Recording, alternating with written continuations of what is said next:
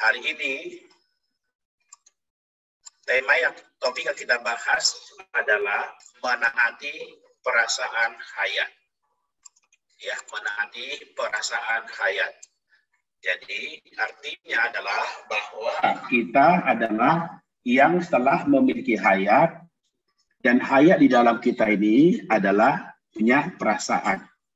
Nah, perasaan hayat di dalam kita perlu kita mentaatinya.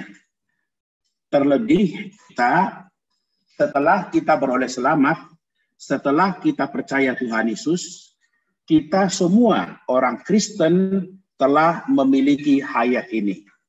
Karena kita semua memiliki hayat, maka kita pun memiliki perasaan hayat. Nah, saudara-saudari, malam ini kita bahas ada 6 hal ini, yaitu terang hayat, Allah beroperasi di dalam, hukum Allah tertulis dalam hati, Kristus, hukum roh hayat, dan pengajaran pengurapan minyak di dalam. Inilah yang akan kita bahas pada kesempatan malam hari ini.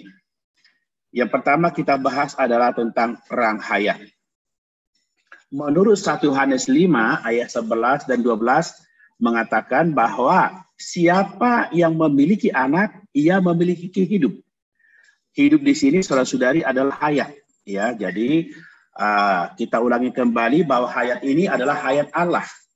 Hayat yang dimiliki Allah, hayat Allah sendiri, hayat yang tidak tercipta, hayat yang kekal. Jadi, siapa saja memiliki anak. Artinya kalau kita memiliki Yesus, percaya Tuhan Yesus, berarti kita memiliki hayat. Nah, hayat ini apa, saudara-saudara? Menurut Yohanes 1:4, hayat itu adalah terang manusia. Ya, di sana dikatakan dalam Dia ada hayat, dan hayat itu adalah terang manusia. Sekali lagi, saudara-saudari, yang hidup diterjemahkan di Indonesia di sini adalah itu adalah hayat, bahasa aslinya, yaitu hayat Allah sendiri, diri Allah sendiri. Jadi kita memiliki anak, kita memiliki hayat. Dan hayat ini adalah terang manusia. Maka itu pula Yohanes 8 ayat 12 mengatakan, siapa saja yang mengikut aku, ia akan mempunyai terang hayat, terang kehidupan. Jadi, saudara-saudari, kita ini percaya Tuhan Yesus. Yesus masuk dalam diri kita. Dahulu hidup kita gelap. Kita tidak tahu kita berasal dari mana. Dan kita tidak tahu tujuan hidup kita. Setelah kita percaya Tuhan Yesus, ada terang hayat di dalam kita. Sehingga kita nampak, kita jelas, kita berasal dari mana. Dan hendak kita menuju ke mana. Ada orang dahulu hidupnya gelap. Sehingga adalah kalau di ruangan ini, saudara-saudara, tidak ada listrik, maka di sini akan gelap. Ketika kita berjalan, kita bisa tendang sana, tendang sini. Begitu ada terang, maka kelihatanlah di ruangan ini ternyata begitu banyak benda. Dan tidak mungkin kita adalah menendangnya. Mengapa? Karena mata kita melihat. Kenapa mata kita melihat? Karena ada terang. Percaya Tuhan Yesus juga demikian. Dahulu hidup kita gelap. Kita bisa sembarangan ngomong kepada orang. Mungkin kita ngomong udah menyakiti orang, kita tidak tahu. Kalau itu menyakiti orang.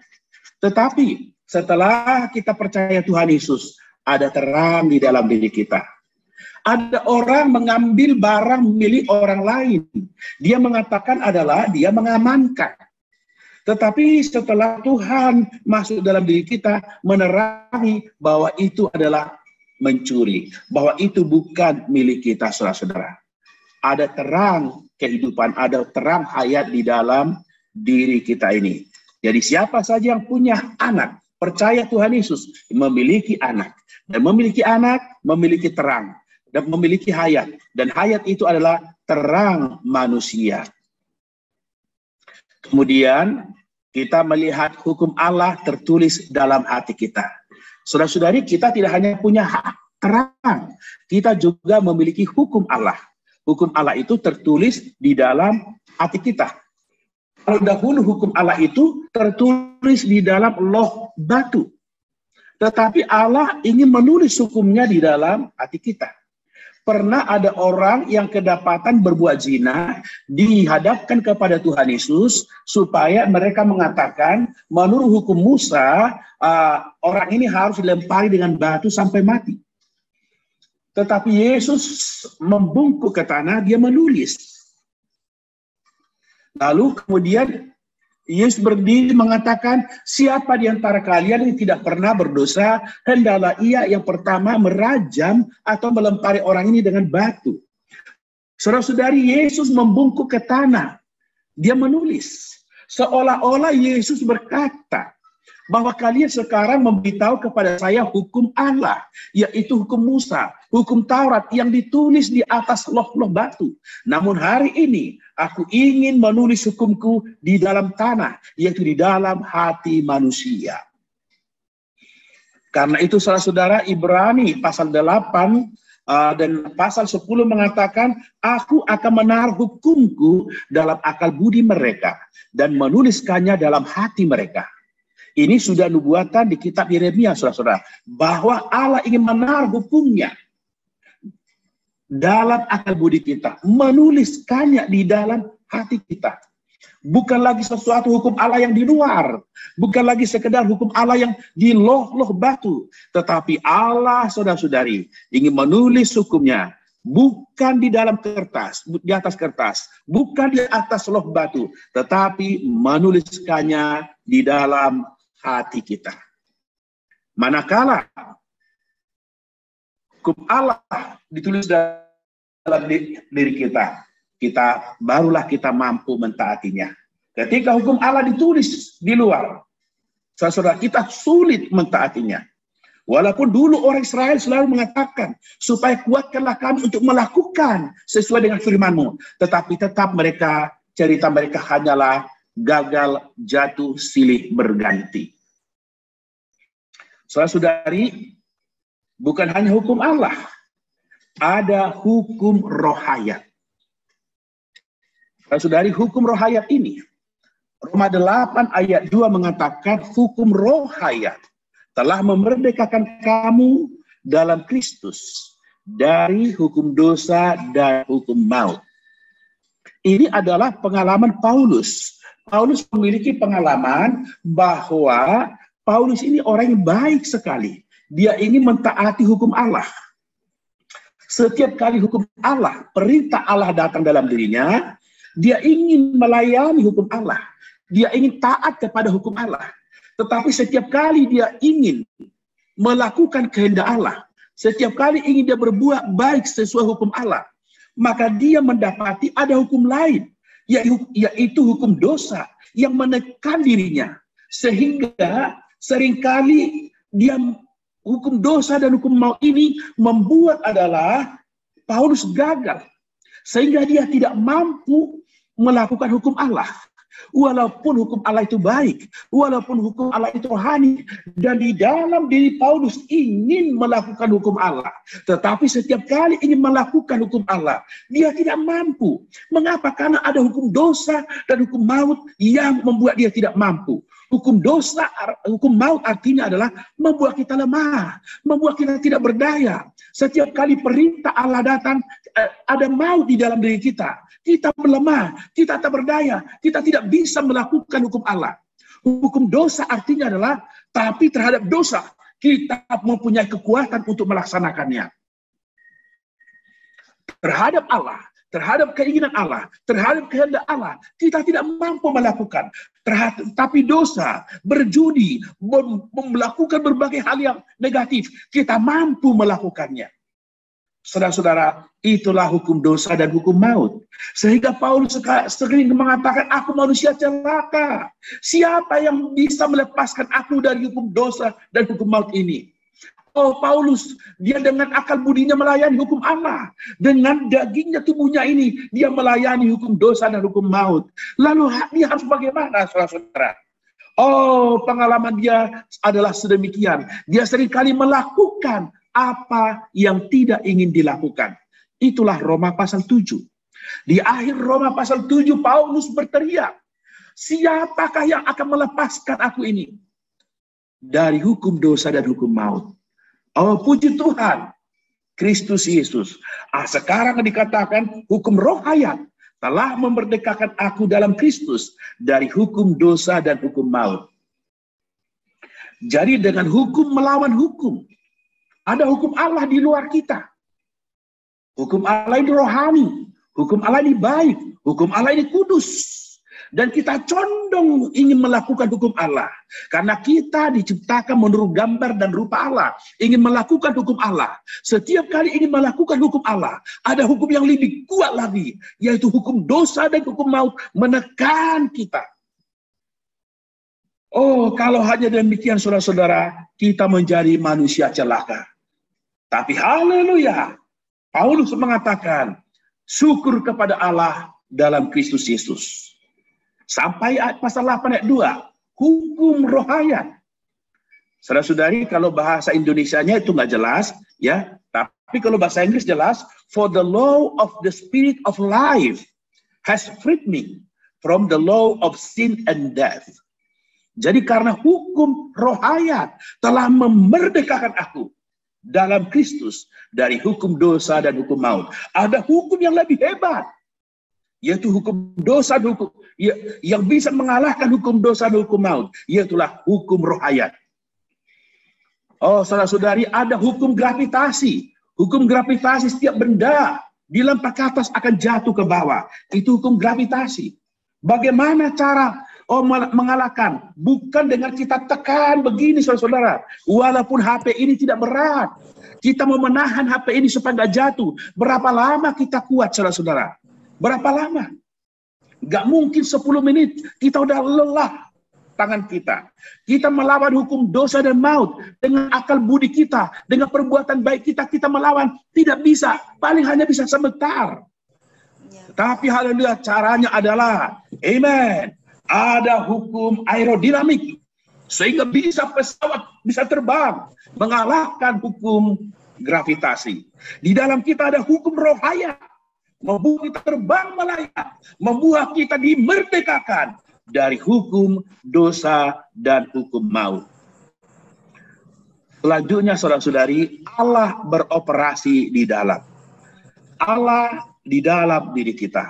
Allah beroperasi di dalam diri kita. Bukan sekedar Allah di surga. Memang Allah ada di surga. Tetapi dia bukan hanya sekedar di surga, sehingga kita hanya sujud menyembah dia, hanya mengatakan kudus, kudus, kudus. Oh, Allah yang maha kudus. Memang itu betul. Tetapi kalau Allah ini hanya di luar kita, kalau Allah ini hanya di surga, kalau Allah tidak ada di dalam kita, maka kita tidak bisa melakukan kehendak Allah. Saudara-saudari, Allah beroperasi dalam kita. Filipi 2 ayat 13 mengatakan, karena Allah lah yang mengerjakan di dalam kamu, baik kemauan maupun pekerjaan menurut kerelaannya. Artinya Allah lah yang mengerjakan di dalam kita. Yang mengerjakan dalam kita itu kemauan. Dan pekerjaan adalah Allah yang melakukan. Allah menaruh hati di dalam kita. Hati ini supaya kita mulai condong kepada Tuhan. Allah membuat hati kita ini senang kepada Tuhan. Ketika kita mulai senang kepada Tuhan, dan kita mau mengaminkan kehendak Allah, perasaan Allah dalam kita, maka Allah akan mengerjakannya, memperkuat di dalam kita keselamatannya, sehingga dia menggenapkan keselamatan pekerjaan dalam kita untuk mencapai kerelaannya.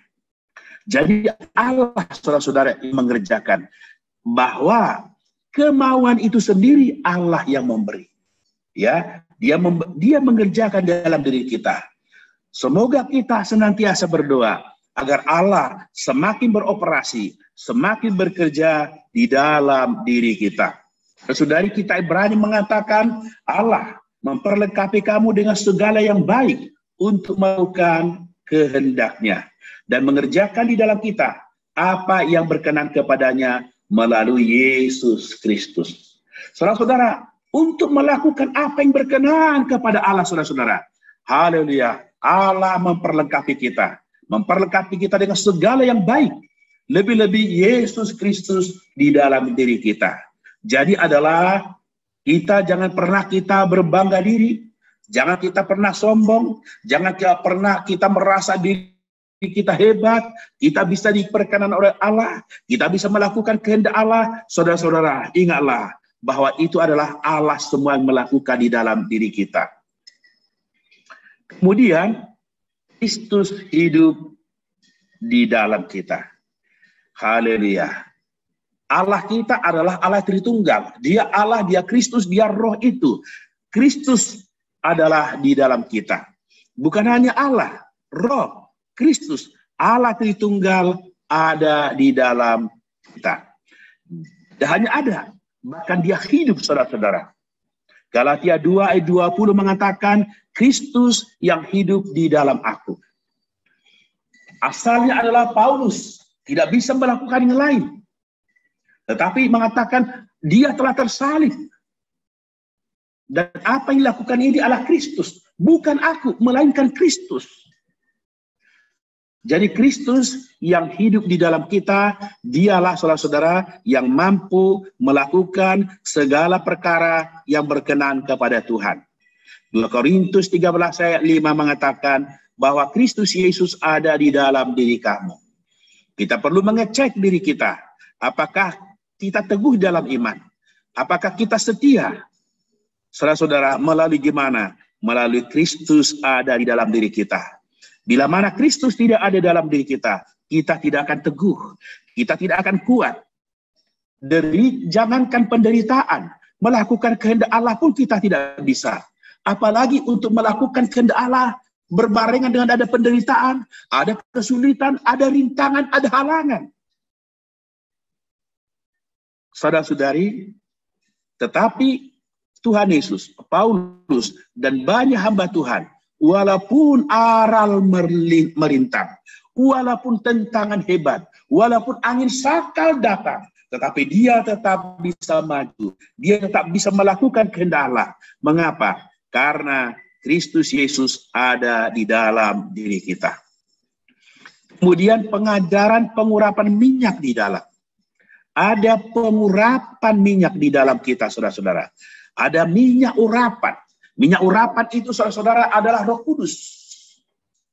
Kalau dahulu minyak urapan itu berbentuk adalah minyak urapan yang terdiri dari 1 hin minyak zaitun dicampur dengan 4 jenis rempah-rempah.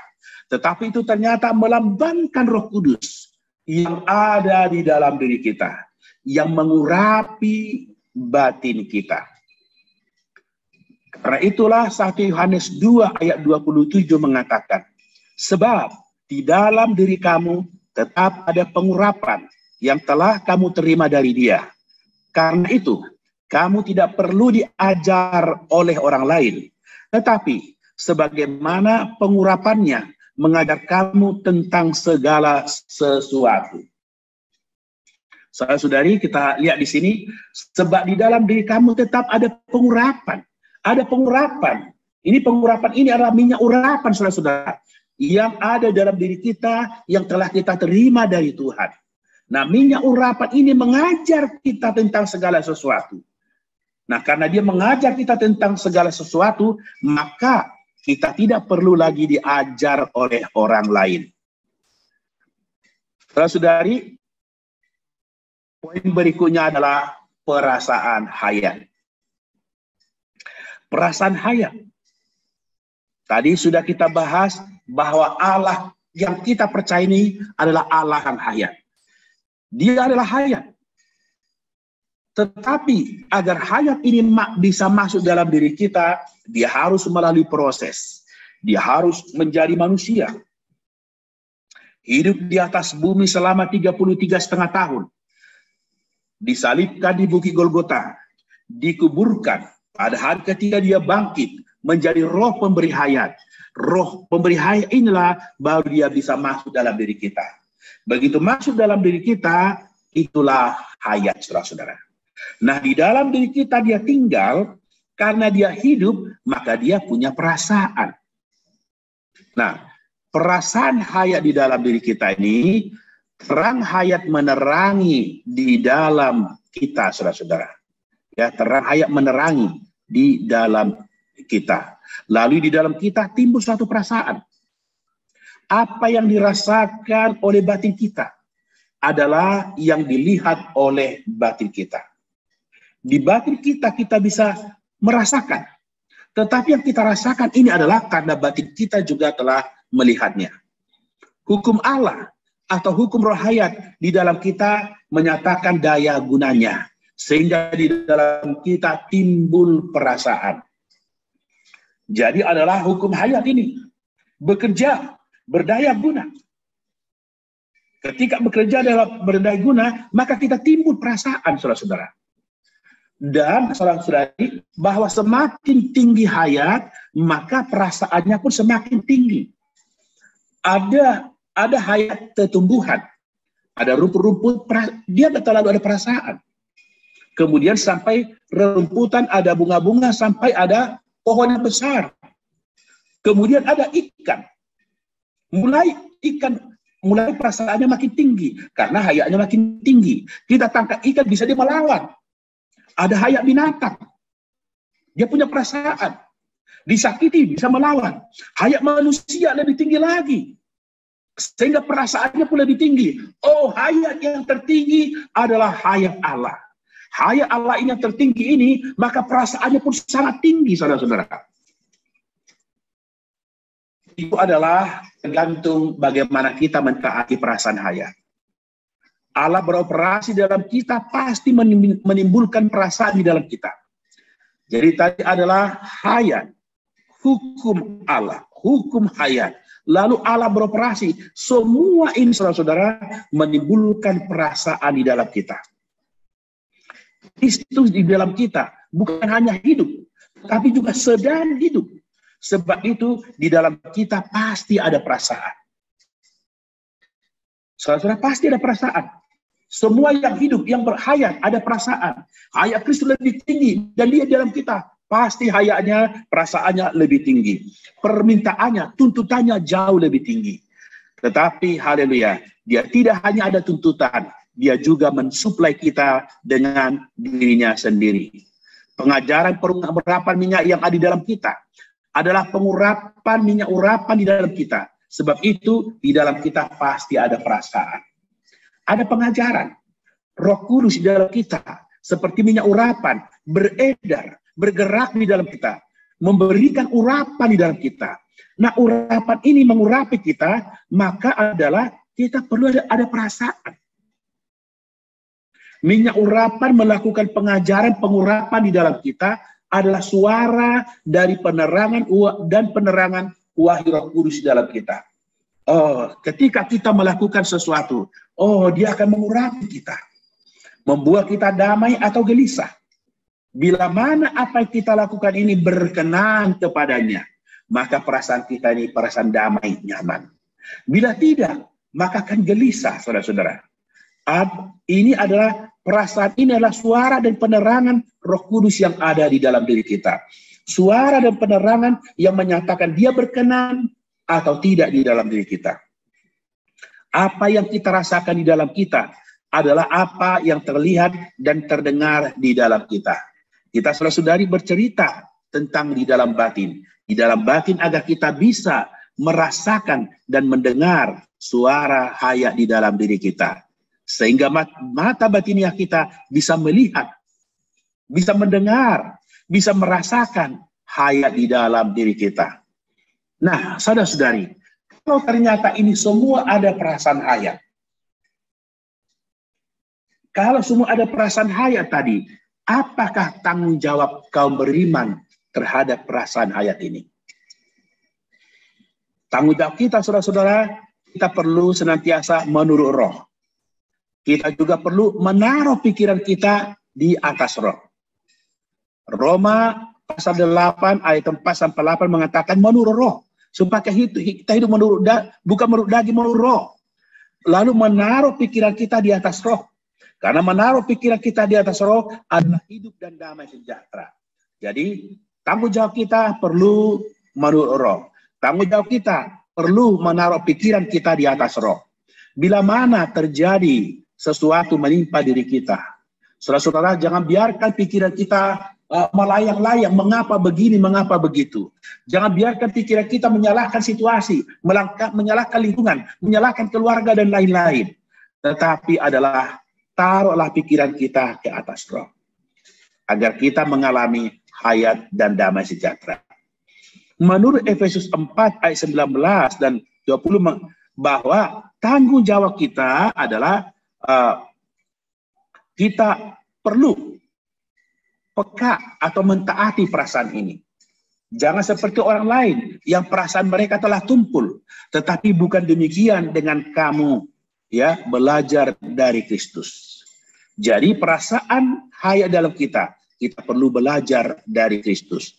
Bukan hanya menurut Roh, belajar dari Kristus, kita pun perlu menaruh pikiran kita di atas Roh. Filipi 2 ayat 12 mengatakan supaya kita taat, takut dan gentar, karena Allah lah yang mengerjakan di dalam kamu baik kemauan maupun pekerjaan. Perasaan hayat di dalam diri kita, saudara-saudara. Kita perlu memiliki tanggung jawab. Allah memberikan perasaannya dalam kita, maka kita perlu taat. Taat dengan cara gimana? Dengan takut dan gentar. Artinya takut dan gentar adalah, saudara-saudara, kita taat. Tapi takut dan gentar, takut kalau kita menyalahi Allah. Takut kalau yang kita lakukan ini berdasarkan daging. Ini takut kalau kita adalah, ini daging yang kita lakukan, kita hidup oleh diri kita harus takut dan gentar sedemikian, saudara-saudara. Takut menyalahi Allah. 1 Yohanes pasal 2 mengatakan, dan sebagaimana ia, maksudnya minyak urapan, ya sebagaimana minyak urapan ini telah mengajar kamu, demikianlah hendaknya kamu tetap tinggal di dalam dia. Tanggung jawab kita berikutnya adalah kita perlu tetap tinggal di dalam minyak urapan. Di dalam kita ada minyak urapan yang mengajar kita, saudara-saudara, jangan tidak ditaati. Tinggallah di dalam minyak urapan.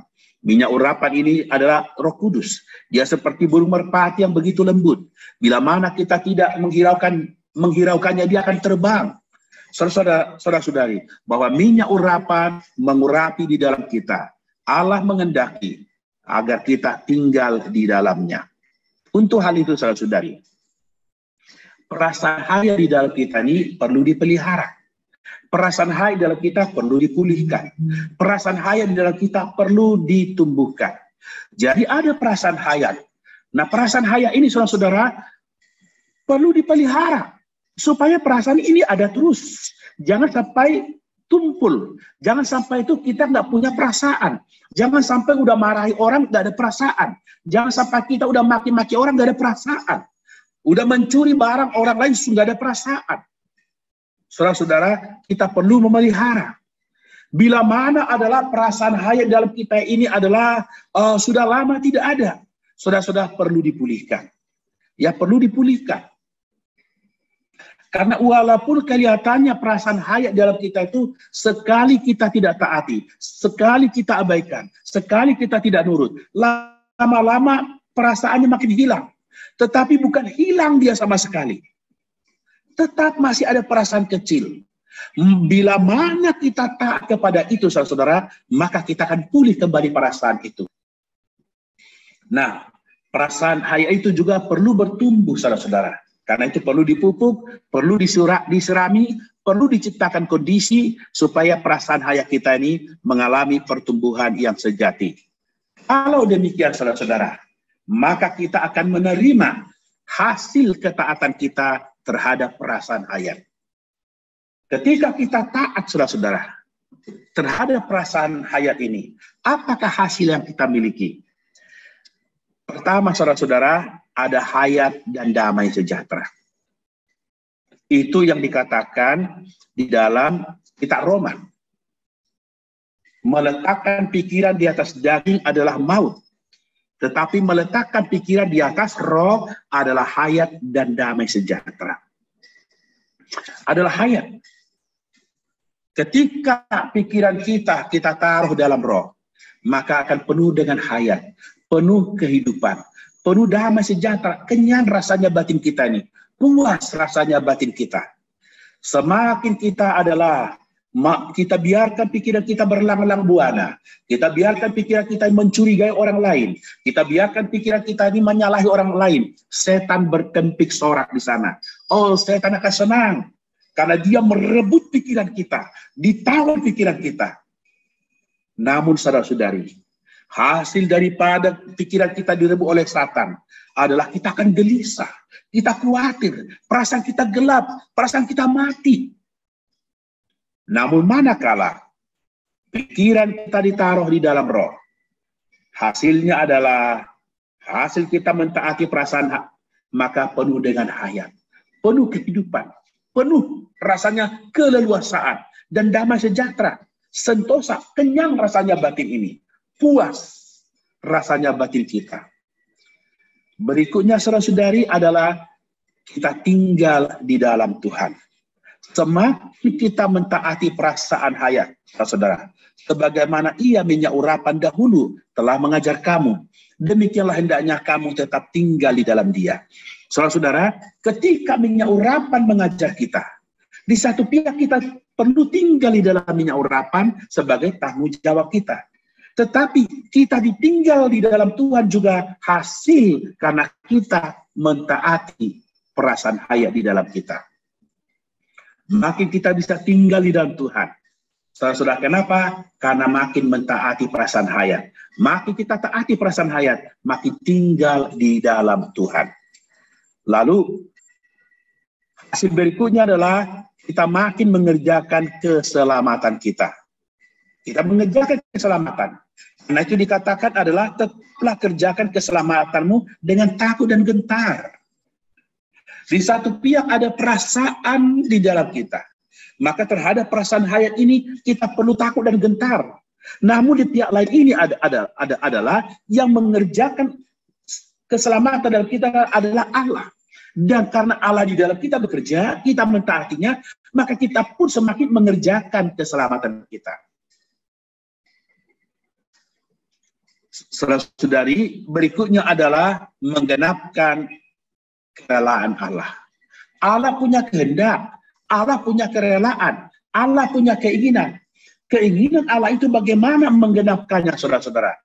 Adalah karena Allah lah yang mengerjakan di dalam kamu, baik kemauan maupun pekerjaan menurut kerelaannya. Nah, menurut kerelaannya itu artinya itu adalah untuk menggenapkan kerelaannya.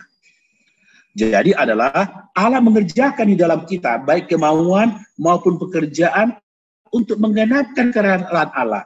Allah punya rencana kerelaan, Allah punya rencana maksud hatinya Allah. Tetapi saudara-saudara, karena kita tinggal di dalam Tuhan, karena kita mentaati perasaan hati di dalam kita, apa yang terjadi? Maka adalah hasilnya itu adalah kita ini menggenapkan kerelaan Allah, menggenapkan maksud hati Allah, menggenapkan rencana Allah. Saudara-saudari, kita sekarang saudara-saudara bukan sedang bercerita tentang berkat-berkat yang di luar. Kita bukan sedang bercerita hal-hal yang luaran, tetapi adalah berkat yang hakiki, yang batini, yang esensi yang sedang kita bicarakan, yaitu adalah Allah di dalam diri kita itu.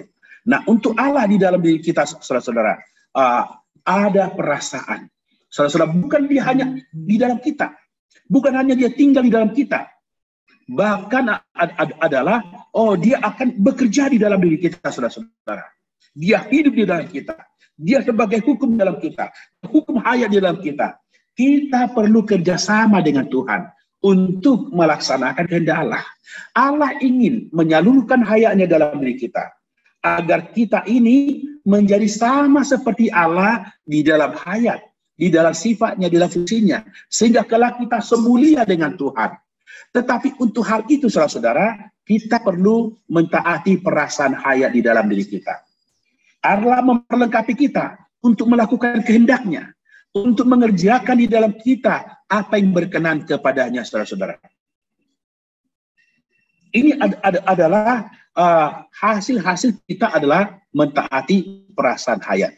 Karena itu tadi saya katakan, saudara-saudara, bahwa kita ini sekarang tidak sedang bercerita tentang berkat-berkat di luar. Bukan kita sedang bercerita bahwa bagaimana usaha kita diberkati, pendidikan kita diberkati. Bukan hanya demikian. Itu terlalu luaran, saudara-saudara. Memang itu baik, memang itu perlu. Kita boleh berdoa untuk Tuhan mengenai hal itu. Tetapi kelak dunia ini akan sirna. Dunia ini akan berakhir. Kita perlu berjumpa dengan Tuhan kita kelak. Ketika kita berjumpa dengan Tuhan, apakah kita semulia dengan Dia atau tidak? Tergantung bagaimana sekarang Allah menggarapkan keselamatannya di dalam diri kita. Allah tidak hanya mengampuni dosa-dosa kita. Tidak hanya, saudara-saudara, menyelesaikan segala negatif kita. Terlebih-lebih, Allah sudah masuk di dalam diri kita. Nah, Allah masuk dalam diri kita, saudara-saudara. Dia tidak hanya diam. Jangan biarkan Allah di dalam kita ini seperti tamu. Tapi adalah Dia sebagai juragan, sebagai Tuhan. Bahkan Dia ingin meraja, saudara-saudara. Bukan hanya Dia tinggal di dalam roh kita. Dia ingin dari dalam roh kita, hayatnya, dirinya, disalurkan ke seluruh pelosok jiwa kita. Sehingga akan mengubah seluruh jiwa kita ini. Untuk hal itu, saudara-saudara, Allah di dalam kita ini, Dia akan terus mengurapi. Dia akan bekerja di dalam diri kita. Allah perlu kerjasama kita. Allah menanti tanggung jawab kita kepadanya. Kita perlu menjadi orang yang taat kepada Allah. Yang menaruh pikiran kita di atas roh, saudara-saudara. Sehingga anak kita mendapatkan hasil. Hasil apa, saudara-saudara? Hayat damai sejahtera. Kita mendapatkan hasil, ada minyak urapan. Kita mendapatkan hasil tinggal di dalam Tuhan. Kita mendapatkan hasil di mana kita bisa mengerjakan keselamatan Allah dengan takut dan gentar.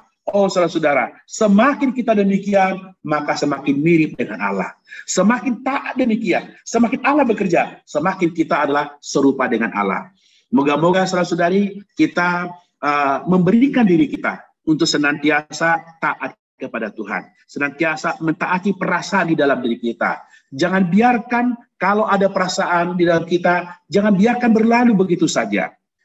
Ketika Tuhan mengurapi dalam batin kita, katakanlah pada Tuhan, amin Tuhan.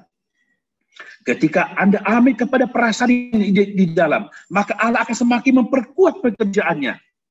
Dia tidak hanya memberikan perasaan, Dia tidak hanya memberikan kerelaan, bahkan Dia melakukan di dalam kita. Saudara-saudara, sehingga kita makin bisa melakukan kehendak Allah, sehingga kita makin mirip dengan Tuhan, makin memuliakan Allah, makin menyatakan Allah. Puji nama Tuhan.